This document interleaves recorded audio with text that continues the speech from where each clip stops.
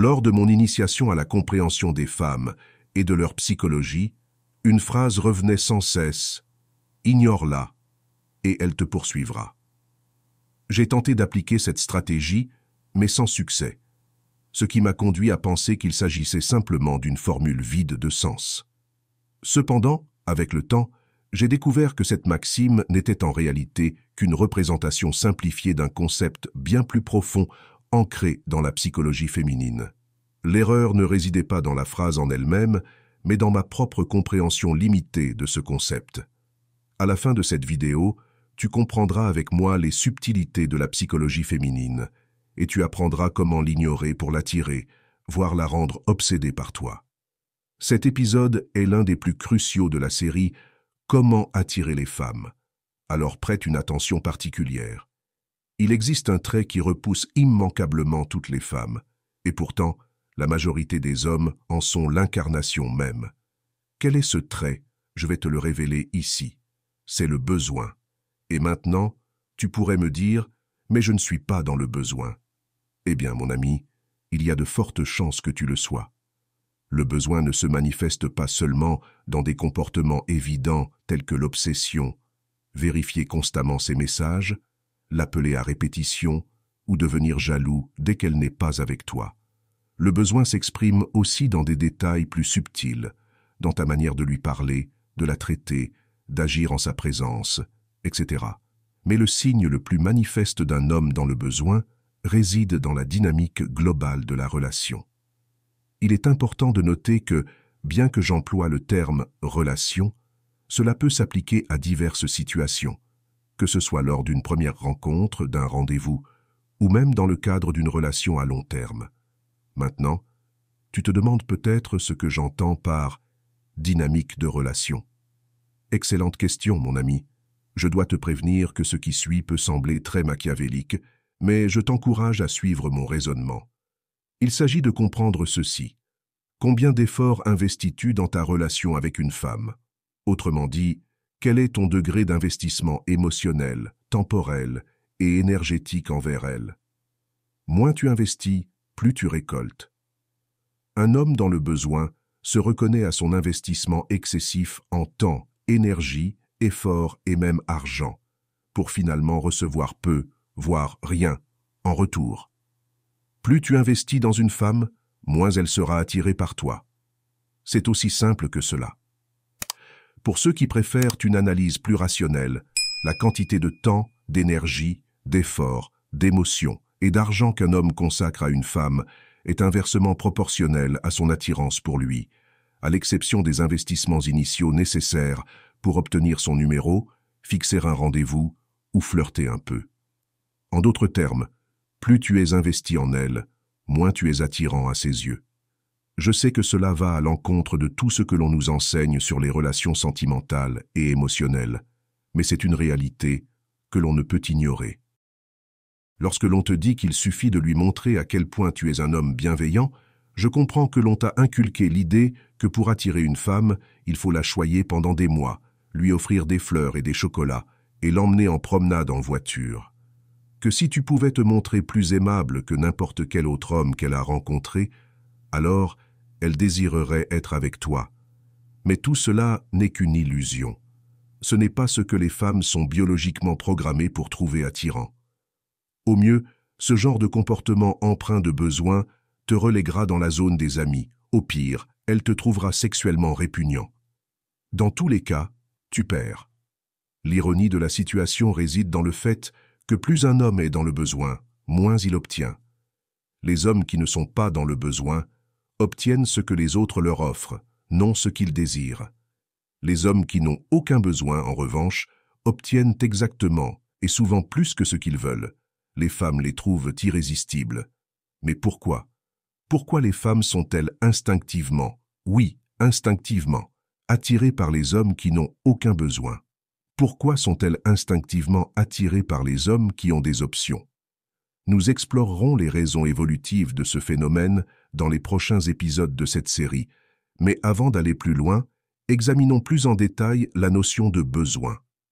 Tout repose sur la sous-communication. L'état d'esprit est essentiel. Il ne s'agit pas tant du comportement empreint de besoin en soi, mais de la source de ce comportement. Il s'agit de ce que ton comportement sous-entend à ton sujet en tant qu'homme. Par exemple, offrir un verre à une femme que tu connais à peine dans un bar ou te vanter de ton travail, tout cela découle clairement d'un sentiment d'insuffisance perçue. Tu as l'impression de ne pas être suffisamment bien pour elle en tant que personne, ou tu te sens inférieur ou intimidé par sa beauté, et ainsi tu cherches à compenser. Pendant ce temps, le gars qui taquine une femme de manière ludique sur un sujet quelconque sous-entend, à travers ses actions, exactement l'inverse. Il n'a aucun besoin. En réalité, il pourrait même la tester pour voir si elle est à la hauteur. Il est la prise, et elle n'est qu'une fille parmi tant d'autres qui le poursuit. En tout cas, c'est son état d'esprit. Il va sans dire que le second homme sera perçu comme infiniment plus attirant pour les femmes que le premier, car son comportement laisse entendre qu'il est de statut supérieur. Examinons les différents niveaux de besoin ou l'absence de celui-ci. Niveau 1, ce type incarne l'homme dans le besoin. Il achète des boissons à des femmes qu'il ne connaît pas, dans l'espoir de gagner quelques minutes de conversation. Lorsqu'il a enfin l'occasion de parler avec elle, il se met à se vanter de son travail, de sa voiture, de son appartement et d'autres aspects de sa vie matérielle.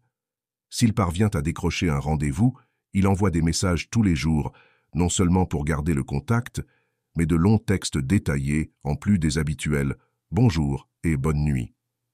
Lors du rendez-vous, il demande constamment à la fille où elle aimerait aller, s'efforçant de la satisfaire, mais trop effrayé pour prendre les devants de peur qu'elle n'apprécie pas ce qu'il pourrait choisir.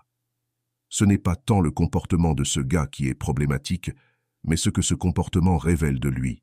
Il communique qu'il est excessivement investi émotionnellement, qu'il n'a pas d'autres options, et qu'il se sent probablement inadéquat, que ce soit consciemment ou inconsciemment. Il pense qu'il n'est pas à la hauteur pour elle. Il ressent le besoin de compenser ce manque, que ce soit en lui offrant des boissons alors qu'ils viennent à peine de se rencontrer, en la conduisant, en l'emmenant dans des restaurants coûteux ou en exhibant son emploi prestigieux. Même si ces comportements ne sont pas traditionnellement perçus comme des signes de besoin, ils proviennent néanmoins d'un sentiment de manque et d'insécurité perçue, ce qui les rend profondément peu attrayants. Niveau 2. Quelque peu dans le besoin. Ce type n'est pas aussi dépendant que celui du niveau 1, mais il reste néanmoins légèrement dans le besoin. Si une femme le taquine ou le provoque de manière astucieuse, il peut se retrouver sur la défensive et incertain. Par exemple, si elle dit « Tu as l'air d'être un joueur », il réagira immédiatement. « Quoi ? Non, je ne suis pas du tout comme ça, blablabla. » Il ressent une pression pour se justifier de manière un peu maladroite, ce qui révèle un besoin sous-jacent de plaire ou de corriger la perception qu'elle pourrait avoir de lui. Ce besoin de validation le pousse à réagir ainsi, et c'est là qu'il commence à s'éloigner du détachement désirable que l'on retrouve chez un homme vraiment confiant. Niveau 3. Zéro besoin. L'homme que les femmes trouvent véritablement irrésistible est celui qui n'a rien à prouver. C'est le type de gars qui se moque complètement de ce qu'elle pense de lui. Si elle lui dit qu'il a l'air d'un joueur, un sourire malicieux se dessine sur son visage et il lui répond « On dirait que tu as l'œil pour repérer le talent ». Cet homme n'a aucun besoin de se justifier. Il est pleinement conscient de sa valeur et s'épanouit dans sa propre grandeur. Plutôt que de chercher à impressionner ou à plaire, il se permet de tester les femmes pour voir si elles sont à la hauteur pour lui. Il les taquine avec espièglerie, jouant sur leur curiosité et leur intérêt. Par exemple, il pourrait lancer un défi amusant. « Rien de mieux qu'un bon massage, mais es-tu à la hauteur pour en donner un ?» Ce genre de comportement détendu et confiant fait que les femmes le trouvent irrésistiblement attirant, car il projette un statut supérieur sans effort ni besoin. Maintenant, il est crucial de comprendre que le mot « ignorer » est intimement lié au besoin. Lorsque tu ignores une fille, cela signifie que tu n'es pas dans le besoin. S'il te plaît, concentre-toi sur ce que je vais te dire. Je ne suis pas ici pour te conseiller simplement d'ignorer les femmes comme le font beaucoup sur Internet, te donnant des astuces superficielles qui te plaisent sur le moment, mais qui n'auront aucun impact durable sur toi une fois la vidéo terminée. Je veux que tu comprennes le concept en profondeur. Je veux que tu développes ta personnalité et ton état d'esprit, car c'est ainsi que tu pourras réellement attirer n'importe quelle femme que tu désires. Tes actions doivent être en accord avec ton intérieur. Avant de poursuivre, n'oublie pas de cliquer sur le bouton « J'aime ». Nous visons les 1500 « J'aime » sur cette vidéo. Je sais que tu peux le faire. Alors, revenons à notre sujet. Comprends bien ceci. Ne sois pas dans le besoin, et rappelle-toi que le besoin ne se limite pas au comportement excessif évident. Le besoin peut se manifester dans tout ce que tu fais. Ce qui compte, c'est ce que tes actions communiquent en sous-texte, le sens profond derrière elles, ce qu'elles révèlent de toi. Être dans le besoin peut être aussi simple que de te vexer à cause de quelque chose qu'elle dit, comme dans l'exemple mentionné. Tu sembles être un joueur. Cela peut également se traduire par le fait d'investir trop de temps, d'efforts et d'émotions en elle, trop tôt ou sans recevoir quoi que ce soit en retour. Par exemple, ne commence pas à te comporter comme son petit ami, à la conduire partout, à lui acheter des choses ou à être son épaule sur laquelle pleurer, surtout si vous n'avez même pas encore eu de relation intime. Même dans ce cas, je ne te recommanderais pas de faire ce genre de choses. Bien que le besoin puisse se manifester sous toutes sortes de formes, couleurs et tailles, il a toujours le même parfum, et les femmes peuvent le détecter à des kilomètres. J'espère que tu as maintenant une meilleure compréhension de cette redoutable créature qu'est le besoin.